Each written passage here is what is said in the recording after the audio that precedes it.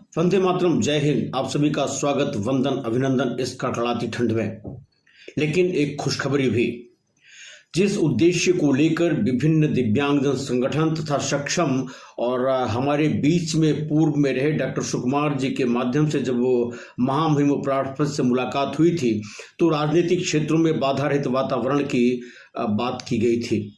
उसी के क्रम में बहुत सारे परिवर्तन हुए, लेकिन एक सुखद समाचार जो माननीय उच्चतम न्यायालय से आया है, पंकज सिन्हा बनाम bar council of India, writ petition C number 1261/2025 and SM बेट्रीवेल versus the secretary bar council of India SLPC number 036061/2025 में माननीय न्यायमूर्ति सूर्यकांत जी और जयमाला बागची की बेंच ने बार काउंसिल से जब 5% रिजर्वेशन की बात करने वाली याचिका पर सुनवाई की तो सीधे सीधे यह निर्णय आया कि नहीं, निश्चित रूप से दिव्यांगजनों का प्रतिनिधित्व होना ही चाहिए।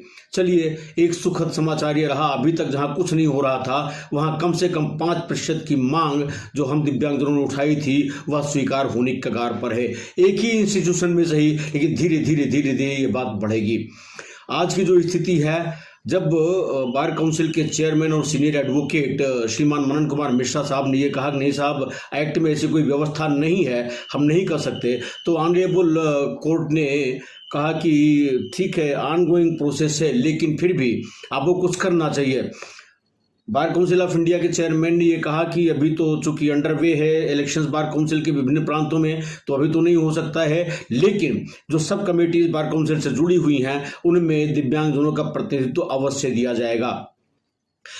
इंदिरा जयसिंह जी ने जब बात फीस की कही तो 1.25 लाख की बात थी और धीरे धीरे उसको कम करके फिर पहले 25,000 की बात है, लेकिन 15,000 पर बार काउंसिल के चेयरमैन मनन कुमार मिश्रा जी ने बिल्कुल स्वीकृति दी। और अब दिव्यांगजन अगर बार काउंसिल का चुनाव लड़ना चाहते हैं तो 15,000 रुपए शुल्क जमा करके चुनाव में आ सकते हैं।